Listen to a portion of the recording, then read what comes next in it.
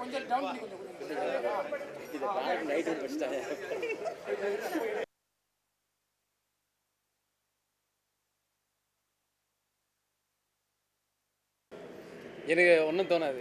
எனக்கு ஒன்றும் தோணாதுயா. பாலா கூட இருந்ததால்தான் பூம் ஆகலை அப்படிலாம் கிடையாது. நம்ம எங்கே இருந்தாலும் பூம் ஆகணும் அப்படி ஒரு நம்பிக்கை இருக்கும். நான் வந்து விஜய் டிவியில் நான் கலந்துட்டு ஒரு 5 ஷோலையும் வந்து நான் டைட்டில் வின் பண்ணியிருக்கேன். நான் அதை தான் நான் வெற்றியாக பார்க்குறேன். கொடுக்குற வேலையை கரெக்டாக பண்ணணும். எங்கே இருந்தாலும் நம்ம ஜெயிக்கணும்னு நினைப்பேன். அதுக்காக ஹார்ட் ஒர்க் பண்ணுவேன். நான் கொடுத்த அந்த ஒரு 5 ஷோவில் வந்துட்டு ஒரு டைட்டில் அடினா ரொம்ப கஷ்டமான விஷயம் தான். அதில் டைட்டில் வின் பண்ணியிருக்கேன். டாக்டர் பாலா சார் படத்தில் பண்ணேன். எந்தெந்த படத்தில் நடிக்கிறோமோ அந்த படத்தில் நல்ல பேர் எடுத்துருக்கேன். ஏன் அமுதன் இப்படி பண்ணிட்டாரு, நல்லா பண்ணலையே அப்படின்னு இல்லை, நல்லா பண்ணியிருக்கேன். அதே நேரத்தில் வந்து Mottarajan sir, MGR sir, Goundamani sir எல்லாமே ஒரு ஏஜுக்கு அப்புறம் தான் வந்து நிறைய ஹிட்லாம் கொடுத்துருக்காங்க. அந்தமாரி நம்பிக்கையாக இருக்கேன். எப்போனா நான் வந்து ஜெயிப்பேன். அதுக்காக வந்து என் பாடி கண்டிஷன் மட்டும் நான் கரெக்டாக வச்சுப்பேன். வாய்ப்பு எதாவது வருதா? ஆமாம், ஒரு 2 படத்துக்கு வந்திருக்கேன். அதுக்காக தான் கொஞ்சம் ஒர்க் அவுட்லாம் பண்ணிகிட்ருக்கோம். ஒரு நல்ல ஒரு கதை தான் யாரு. விஜய் டிவியில் வந்து நீங்கள் வந்து விஜய் சார், அஜித் சார் வாய்ஸ்லாம் நல்லா பேசுவீங்க. ஆனால் இப்போ பார்த்தீங்கன்னா சோசியல் மீடியாவில் வந்து விஜய் சார், அஜித் சார் படத்துக்கு வந்து விஜய் சாரோட தொண்டர் போயிட்டு கொடி காட்டுறாங்க, அப்போ போட்டு அடித்தாங்க. ஸோ அதெல்லாம் பார்க்கும்போது நீங்களாம் வந்து ஒரு ரசிகராக இருந்தீங்க, என்ன சொல்ல தோணுது அவங்களுக்கு? அது என்னென்னா வந்து அதை அடித்த அந்த 2 பேர் இருக்காங்களையா, அது 2 பேருமே தான் நம்ம தப்பு சொல்ல முடியும் தவிர அதை பார்த்துங்க எல்லாருமே சொல்ல முடியாது. எல்லாமே யாராவது ஒரு 2 பேர் பண்ணுவாங்க. மற்றபடி அவங்க ரசிகர்கள் அவருக்கு பிடிக்கும், இந்த ரசிகருக்கு வந்து இவங்கள பிடிக்கும், அவ்வளோதான் தவிர அதை போய் விமர்சனமே பண்ண முடியாது. ஜனநாயகம் படம் வரலன்னு வருத்தமாக இருக்கா இல்லையா? ரொம்ப வருத்தமாகுதுயா. ஏன்னா இப்போ வந்து ஓகேயா, கோர்ட்டு சொல்லியிருக்காங்க முடியாதுன்ட்டு. ஆனால் நீங்கள் ஒரு ரசிகராக வந்து எல்லாரும் வந்து கோர்ட்டு மேலே ஒரு குறை சொல்கிறாங்க, அது சரியாக தவிர? கோர்ட்டு வந்து இன்றைக்கி எல்லா விஷயத்தையுமே அதே கோர்ட்டு தான் பார்க்குது. எல்லாமே கரெக்டாக பண்ணுறாங்களா இல்லையான்னு எல்லாருக்குமே தெரியும். அதே நேரம் இந்த படத்தை கொஞ்சம் பெருசாக எடுத்துக்காமல், எத்தனை படம் வந்திருக்கு, நிறைய படத்தில் வந்து ஐயோ இந்த படம் ஏன் இவ்வளோ சில வேர்ட்ஸ் இப்படி இருக்க, இதை கொஞ்சம் இவங்க கம்ப்ளைண்ட் பண்ணிக்கலாமே அப்படிலாம் தோணும். அதெல்லாம் தாண்டி யாரும் கண்டுக்க மாட்டோம். அந்த மாதிரி இந்த படத்தையும் வந்துட்டு ஒருவருக்கு என்னென்னு பார்த்துட்டு அதை விடணும். ஏன்னா வந்து இங்கே அவ்வளோ ஃபேன் இருக்காங்க. விஜய் சார் கிடையாது, எந்த ஒரு ஆக்டராக இருந்தாலுமே ஒரு படம் பண்ண அந்த ப்ரொடியூசர்லேருந்து ஒர்க் பண்ணுங்க அவ்வளோ பேர் இருப்பாங்க. அவ்வளோ பேரும் அதை ஏமாற்றம் தான் அடிவாங்க. அதனால் விஜய் சார் படம் வந்தால் நல்லாயிருக்கும். உண்மையாக கமெண்ட்ஸ்லாம் பண்ணுறவங்களுக்கு விஜய் சார் சைட்லேருந்து வாய்ஸில் எந்த பதில் இல்லை, அஜித் சார் சைட்லேருந்து எந்த பதில் வாய்ஸே கொடுக்கும்?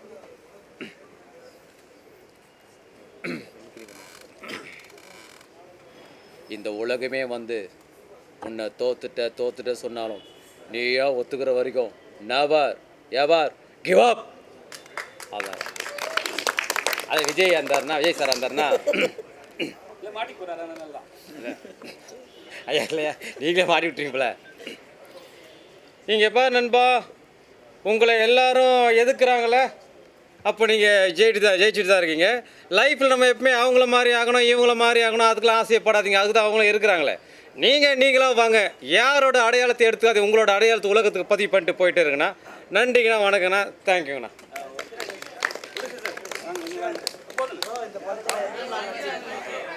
என்னங்கய்யா கேள்வி ஐயா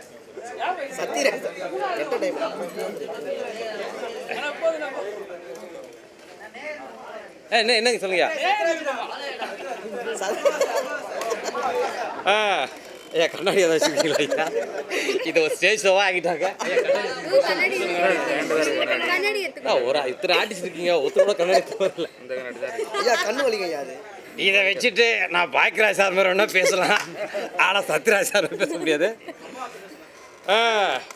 என்னப்பா கட்டுக்கலா சௌக்கியமா? நல்ல காலம் இந்த வாய்ஸ் எடுத்தாலும் நம்ம தப்பிச்சோம். ஏடா இந்த வாய்ஸில் தான் நம்ம எதோட கலாய்க்கலாம். ஆனால் கண்டுக்க மாட்டாங்க. நம்மள சத்யராஜ் சார் வயசு பேச சொல்லிட்டு அம்மாவாசி உட்கார வச்சுருக்காங்க. ரொம்ப காமெடிங்க அடி. ஆனால் என்ன இதெல்லாம் போய் கோச்சிக்கிட்டா அப்படி. இந்த படம் வந்துட்டு என்னப்பா டார்க் நைட்டா தம்பிக்குவா இல்லை ஏன் கேட்டா இவன் தான் படித்தா டார்க் நைட்டுன்னு, அப்புறம் நான் தான் சொன்னேன் டார்க் ஜெயிண்ட்டுன்னு.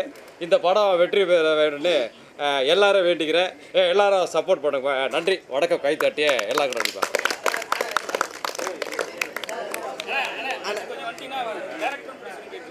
சென்டர் ஐயா இப்போ உங்களை கேட்பாங்க பாரு கேள்வி, அதுக்கு பதில மட்டும் சொல்லுங்க. அண்ணே ராங்க கேட்க வேண்டாண்ணே, இந்த சினிமா பார்த்து மட்டும் கேளுங்க. ஓகேண்ணே. கேமரா பார்த்து பேசுங்க. இந்த டைட்டிலுக்கு காரணம் என்ன? ஏன்னா யாருக்குமே தெரியாதுன்றாங்க. டைட்டில் யார் வச்சு, டேரக்டரா நீங்களா? டேரக்டர் அவருக்கு நான் கேட்ட ரெக்வஸ்ட் பண்ணேன், டைட்டில் நானே வைக்கலாம் அப்படின்ட்டு. அதனால் அவர்கிட்ட நான் சொல்லலை, நேற்று நைட்டு வரையும் சொல்லலை. அது வந்து எனக்கு இந்த படத்தினுடைய கதை சொன்னார் அன்னைக்கே, இது அன்னைக்கே நான் முடிவு பண்ணிட்டேன் இந்த டைட்டில் தான் அப்படின்ட்டு. அவருக்கு இது சொல்லவே கிடையாது, நான் கோபட்டேஸ்வரி சொல்ல கிடையாது. அது இந்த டைட்டில் கடைசி வரைக்கும் நானே வச்சுட்டு இருந்தேன். அது எப்படி சொல்கிறேன்னா, இந்த படத்தை கதை கேட்டோன்னா இதனுடைய கரு என்னன்னு தெரிஞ்சிருச்சு. அந்த கருவிலேயே வச்சு நான் அந்த டைட்டில் அன்றைக்கே ரிலீஸ் பண்ண மனசில் வச்சுட்டேன், நான் எழுதி வச்சாச்சு. அதனால் அவர் யார்ட்டையும் சொல்லலை. இன்றைக்கி காலையில் ரொம்ப கஷ்டப்பட்டு கேட்டார், நான் டிசைனர் பண்ணோம், நான் போஸ்ட் அடிக்கணும், எனக்கு கொடுங்க அப்படின்னு. அதனால் அந்த டார்க் ஜெயின்னு சொல்லிட்டு அவர்கிட்ட சொல்லிட்டேன் நான். அவர் எவ்வளோ கேரக்ட் பண்ணாங்க, எல்லாம் ஆக்டருங்க எல்லாமே பண்ணாங்க, அது யார்ட்டுமே சொல்லலை.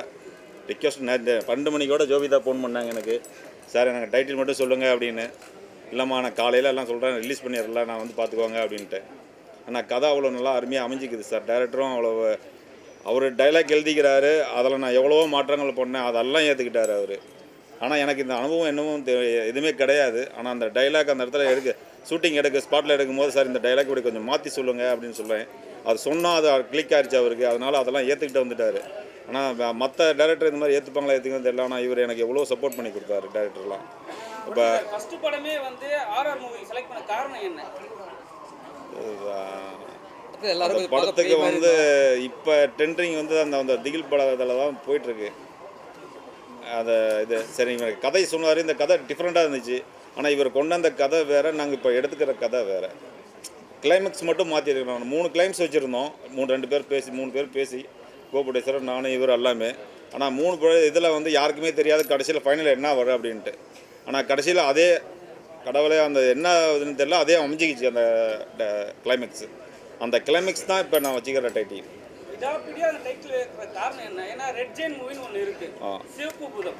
இது வந்து டார்க் ஜெயின், கருப்பு பூதம். ஒருவேளை திமுக மேல உங்களுக்கு ஏதாவது காப்பு இருக்கா, இல்ல திமுக சைடுல இருக்கீங்களா? இதுக்கும் அரசியலுக்கும் கிடையாது. நான் வந்து சினிமா ஃபீல்டில் இருக்கிறேன். இந்த படனுடைய கருவை நீங்கள் பார்த்தீங்களா தெரிஞ்சுப்பீங்க, டார்க் ஜெயின் எதுக்கு வச்சுக்கிறாங்க அப்படின்னு. இப்போ இதுக்கு அதுக்கு சம்மந்தமே கிடையாது. ஆனால் நீங்கள் ஒரு டைம் படத்தை பார்ப்பீங்களா? சம்பந்தம் கிடையாதுன்னா யாருக்கே இன்ஃபார்ம் பண்ணவே இல்லை, யாருக்கும் சொல்லவும் இல்லை. சஸ்பென்ஸாக வச்சுருக்க காரணம் வந்து ஏதாவது ஒரு புள்ளி இருக்கும். புள்ளி இருக்கு. இந்த டைட்டில் வந்து நான் சஸ்பென்ஸாக ரிலீஸ் பண்ணணும்னு எல்லாத்தையும் சொல்லிட்டேன். நான் ஸ்டார்டிங்லேயே சொல்லிட்டேன். இவங்க எத்தனை ஃபஸ்ட்டு ஸ்டார்டிங்லேயே கேட்டாங்க டைட்டில் இல்லைங்க, அப்படிலாம் இல்லைங்க. இந்த டார்க் இந்த கருவே அதுதான். இப்போ அந்த பூதங்கிறத வந்து அந்த பூதத்தை தான் இங்கே படமே, அதனால தான் வச்சிருக்கிறேன் அது பேர். இது வேற எந்த ஒரு இதுவும் கிடையாது நமக்கு. ஐயா அவருக்கு இதுதான் ஃபர்ஸ்ட் மூவி. சரி, என்னன்னா தமிழ்நாட்டில் அவ்வளோ ஹீரோஸ் இருக்காங்க, ஏன் அத்தனை ஹீரோ விட்டு நம்ம ஃபாரின்ல போய் செலக்ட் பண்ணுங்க? தமிழ்நாட்டில் இருக்க ஹீரோ வந்து கன்வெர்ட்டாக இல்லையா உங்களுக்கு? ரொம்ப வந்து ஏதாவது பணம் அதிகமாக கேட்குறாங்களா? அப்படிலாம் இல்லை ஐயா, அவரு கும்பகோணம் தான் ஐயா. இல்லை, அவர் வந்து பாலிவுட்ல நடிச்சிருக்காருல்ல, ஹாலிவுட்ல நடிச்சிருக்காருல்ல, அவரு இல்லையா? அங்கேருந்து ஏன் இங்கே கொண்டு வரீங்க? இங்கே நிறைய ஹீரோ இருக்காங்களே, அதுக்காக இல்லை. ஹீரோ அவர் வந்து ரஃபிக், அவர் வந்து படத்தில் நடிச்சிருக்கிறாரு அவர். இல்லை, ஆக்சுவலி அவர் வந்து எங்கள் பக்கத்து ஸ்ட்ரீட்.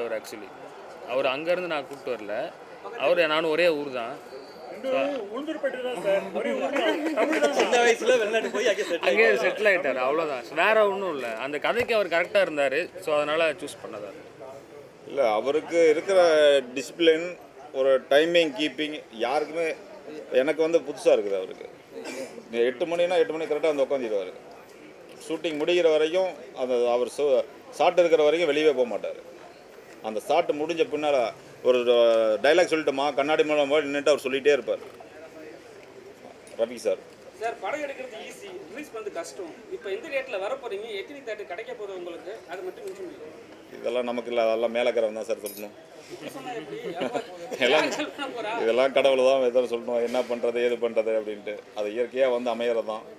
அது நம்ம எத்தனை உங்கள் ப்ரொடக்ஷன்லேயே ரிலீஸ் பண்ணுற மாதிரி படமா? எப்போ ரிலீஸ்? ஏப்ரலில் சார், ஏப்ரல் ரிலீஸ்.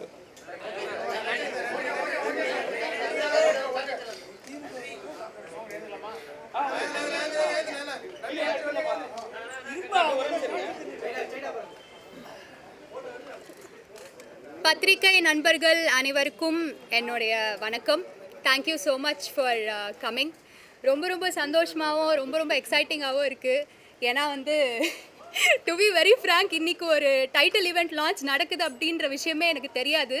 டைட்டில் என்னன்னு படம் ஆரம்பித்ததுலேருந்து முடிகிற வரைக்கும் ப்ரொடியூசரை நான் கேட்காதனாலும் இல்லை, டைரக்டரை கேட்காதனாலும் இல்லை. So I am really happy.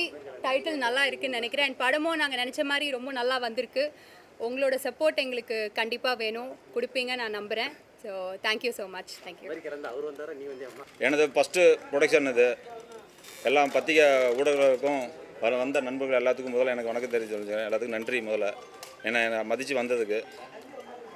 இப்போ வந்து ஃபஸ்ட்டு நாங்கள் சாரை அறிமுகப்படுத்த போகிறோம். இவர் தான் ஹாலிவுட்லேருந்து வந்திருக்கிறார். ஃபஸ்ட்டு தமிழ் பிக்சரில் அறிமுகம். அங்கே 3 படம் பண்ணியிருக்கிறார் சார். அதனால் இதில் வந்து நாங்கள் அறிமுகப்படுத்த போகிறோம் இவரை. இப்போ 2வது நாங்கள் அன்றைக்கி பாக்கியராஜ் சார் சொன்னோம். பாக்கியராஜ் சார்லாம் வந்திருக்கிறாரு. இதெல்லாம் நடிச்சிருக்கிறாரு. இப்போ இந்த படம் வந்து எல்லாம் முடிஞ்சிருச்சு.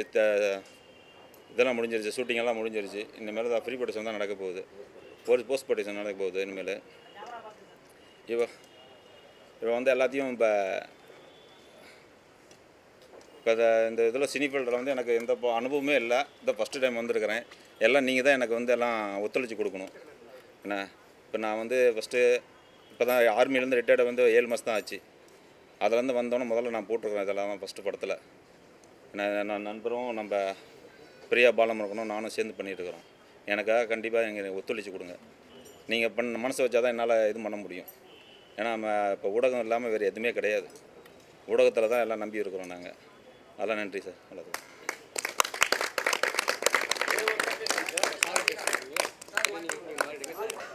எல்லாருக்கும் வணக்கம். Good evening. Thank you for coming. எனக்கு இது வந்து ஃபர்ஸ்ட் தமிழ் படம். ஸோ கொஞ்சம் நர்வஸாக இருக்குது. But Lokesh sir and Kishan சாருக்கு ஃபர்ஸ்ட் ஆஃப் ஆல் ரொம்ப நான் தேங்க்யூ சொல்ல விரும்புகிறேன். பிகாஸ் ஒரு அமேசிங் ஆப்பர்ச்சுனிட்டி இது மாதிரி கிடைச்சது வந்து really good luck for me. And on top of that to work with somebody like miss Jovitha, Adarsh and Amudhavanan, Vijay, fantastic artist, fantastic crew. ஹாலிவுட்டில் நிறையா படம் பண்ணியிருக்கேன்.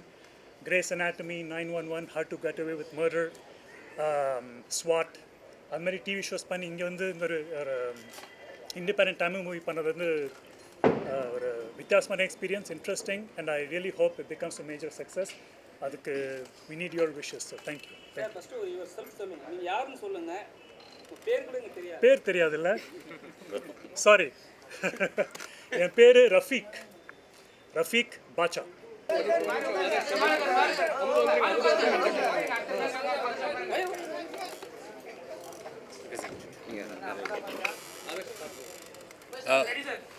அமெரிக்காலேருந்து வந்த மாதிரி ஒரு ஆஸ்திரேலியாவில் வந்திருக்காரு. இல்லை உண்மைதான். ப்ரெசன்ட் மீடியா எல்லாருக்குமே வணக்கம். Thank you for coming. இதுக்கு முன்னாடி எனக்கு 2 படத்துக்கு நீங்கள் எல்லோரும் நல்லா சப்போர்ட் பண்ணீங்க. நாயாடி படமும் சரி, கடுக்கா படமும் சரி, 2 படத்துலையும் எனக்கு நல்லா சப்போர்ட் பண்ணீங்க. ப்ரொடியூசர் சார் வந்து 2 பேருமே ஆர்மியில் நாட்டுக்கு இவ்வளோ நாள் சேவை செஞ்சு இப்போ தமிழ் சினிமாவுக்கு வந்திருக்காங்க. ஸோ நம்மளோட சப்போர்ட் அவங்களுக்கு ரொம்பவே தேவை. இப்போ சிச்சுவேஷன் எல்லாருக்கும் நல்லாவே தெரியும். படங்களுக்கெல்லாம் வந்து தியேட்டர் கிடைக்கிறது, டிஸ்ட்ரிபியூஷன் கிடைக்கிறது. இதை கடுக்கா படத்துக்கும் சரி, நாயடி படத்துக்கும் சரி, we face that problem. But அதையும் மீறி நீங்கள் வந்து படத்தை பார்த்து நல்ல படம்னா ரிவ்யூ பண்ணி எங்களுக்கு ஒரு பேர் வர்ற மாதிரி செய்கிறீங்க. ஸோ எங்களுக்கும் மக்களுக்குமான ஒரு பாலம், பிரிட்ஜே நீங்கள் தான். ஸோ இந்த படத்துக்கும் அந்த சப்போர்ட் வேணும்னு நான் கேட்டுக்கிறேன். And also thank you producer sir, director sir and Joyita. First எனக்கு நர்வஸாக இருந்தது உங்கள் கூடலாம் நடிக்கிறதுக்கு. But very friendly, very friendly. எல்லாருமே சப்போர்ட் பண்ணி. ஆக்சுவலாக இன்னொருத்தவங்க எனக்கு தங்கச்சியாக ஒருத்தவங்க நடிச்சிருக்காங்க. அவங்க வரல. கிருத்திகா, அவங்க பேர் கீர்த்தனாவா? கீர்த்தி. ஸோ எல்லாருமே ஆர்டிஸ்ட் எல்லாருமே அமுதவன் நண்பர், அமுதவனாக இருக்கட்டும், விஜயா இருக்கட்டும், ரஃபீக்காக இருக்கட்டும். ரஃபீக் எனக்கு ரொம்ப வருஷமாக தெரியும். என்னோடய பழைய ஃப்ரெண்டு தான், ஃபேமிலி ஃப்ரெண்டு தான் அவர். ஸோ இது ஒரு ஃபேமிலி மாதிரி ஒரு டீமாக ஒர்க் பண்ணோம். Thank you for the opportunity. And இப்போ இனிமேல் நாங்கள் ஒரு படம் எடுத்தாச்சு. இனிமேல் இது எல்லாமே உங்கள் கையில் தான் இருக்குது கொண்டு போய் ரீச் பண்ணுறதுக்கு. Thank you again. Thank you so much.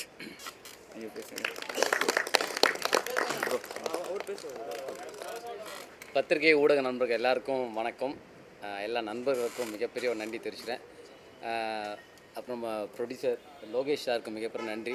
ஏன்னா ஒரு ஷூட்டு முடிஞ்ச உடனே ஷூட் முடிச்சோடனே பேமெண்ட் தருவாங்க. ஷூட் ஸ்டார்ட் பண்ணதுக்கு முன்னாடியே வந்து பேமெண்ட் கொடுத்தா நடிக்கணும்னாரு.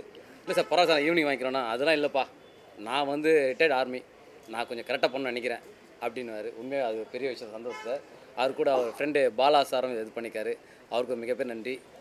ரஃபிக் சார் வந்து நான் இன்றைக்கி தான் பார்க்குறேன். படத்தில் வந்து அவர் என்ன தான் தேட்டிருப்பார், ஆனால் இன்றைக்கி தான் நான் அவரை பார்க்குறேன். அதாண்டி டைரக்டர் கிருஷான், அவர் ஏற்கனவே 2 படங்கிட்ட பண்ணிக்காரு, சூப்பராக யோசிப்பார், யாரையும் திட்ட மாட்டார், அவர் கோவமே வராது, ரொம்ப அமைதியாக ஒர்க் பண்ணுவார், செம்ம ஜாலி டைப்பு. அவர் கூட ஒர்க் பண்ண நினைக்கும் போது ரொம்ப ஹாப்பி. அப்புறம் ஆதர்ஸ், இவர் வந்து ஆஸ்திரேலியாவில் வந்து ட்ரெயின் ஓட்டியிருந்தார். இல்லைப்பா, இல்லை உண்மையாக தான்.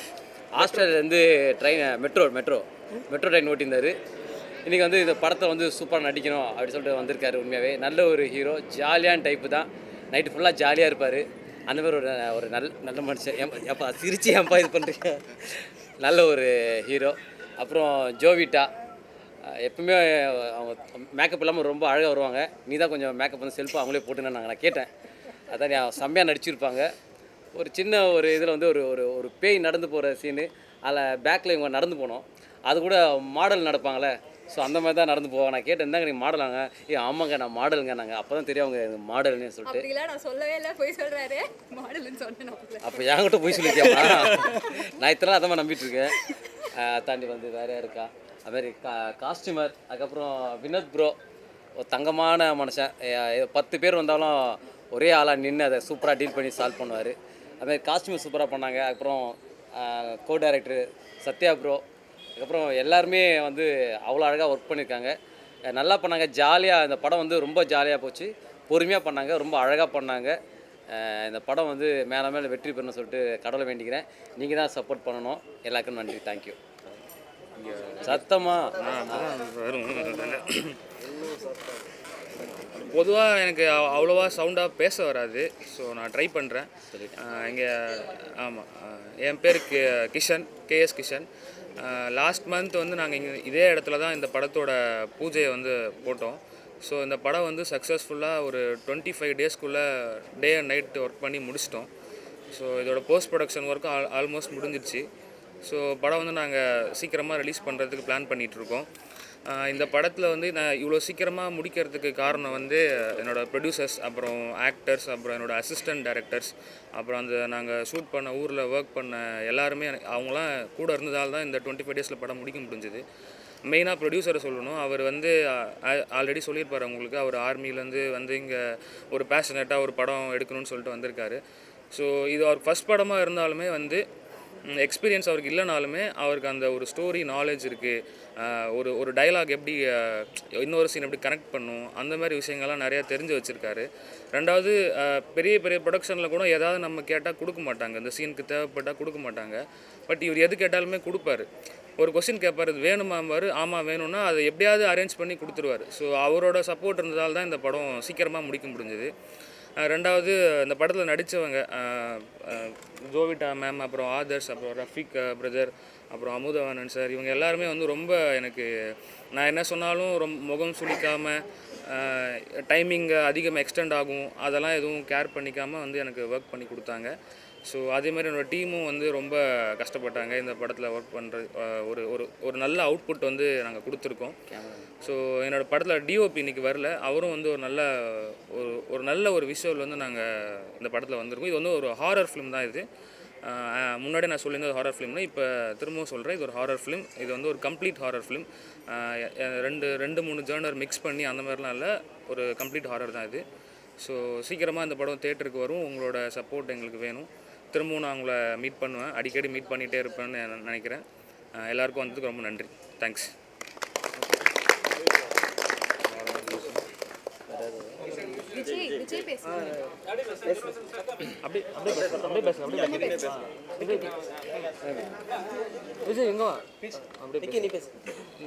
எல்லா மீடியாவுக்கும் வணக்கம்.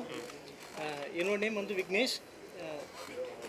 டேரக்டர் கிஷனுக்கும் ப்ரொடியூசருக்கும் ரொம்ப தேங்க் பண்ணிக்கிறேன். படம் பார்த்தேன், படம் நல்லா வந்திருக்கு. ஸோ நீங்கள் எல்லோரும் சப்போர்ட் பண்ணிங்கன்னா நல்லாயிருக்கும். விஜய்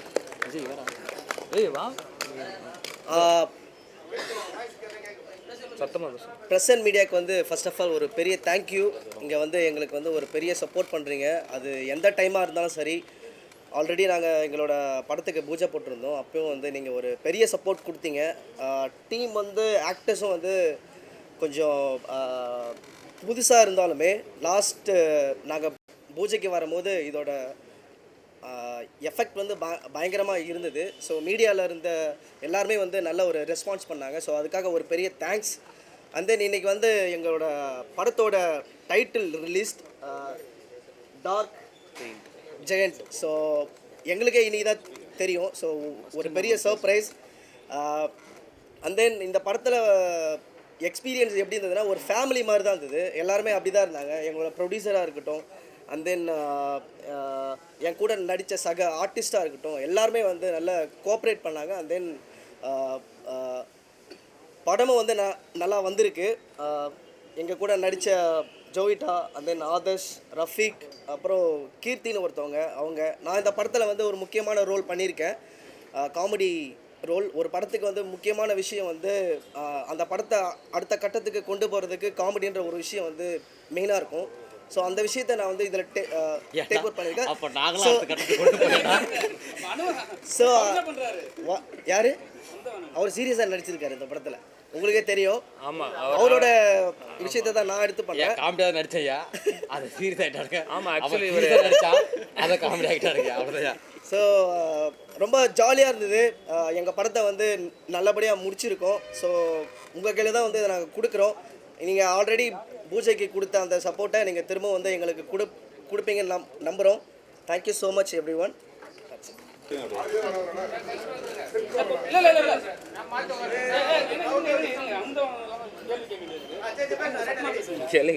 மீடியா நண்பர்கள் அனைவருக்கும் வணக்கம். என்னோட டீம் மெம்பர்கள், director and Rafiq sir and Adhar sir, Jovitha ma'am and Amudhavanan sir, எல்லாருக்கும் மிக்க நன்றி. என்னோடய படத்துக்கு என்னோடய பார்ட்னருக்கு நான் தான் அவரை கொண்டு வந்தேன் இந்த சினி ஃபீல்டுக்குள்ளே. அவருக்கு இதுதான் ஃபஸ்ட்டு மூவி. என்னால் தான் என் ஃப்ரெண்டு அவர் என் தம்பியாக எங்கள் டைரக்டர் கிசான் இருந்து எனக்கு ஒர்க் பண்ணி கொடுத்தாரு. நல்லபடியாக இந்த படத்தை முடிச்சு கொடுத்ததுக்கு மிக்க நன்றி. அப்புறம் இந்த படம் இந்த படத்தை பார்க்கும்போது எனக்கு நல்ல ஒரு நார்மல் வீடியோவில் மூவிலே எனக்கு நல்ல மியூசிக், எந்த எடிட்டிங் எதுவுமே இல்லாமல் எனக்கு ஒரு நல்ல படமாக கம்ப்ளீட் பண்ணி கொடுத்துருக்காரு. அது நான் மிக்க நன்றி சொல்லிக்கிறேன். அதுக்கு நான் கடமைப்படணும். என்னை நம்பி வந்த என்னோடய பார்ட்னருக்கு எனக்கு கம்ப்ளீட் பண்ணி கொடுத்ததுக்கு அதுக்கு நான் லைஃப் லாங் என்றைக்கு நான் மறக்க மாட்டேன். கிஷனுக்கு என்றைக்குமே எப்பயும் கூட இருப்பேன், சப்போர்ட்டாக.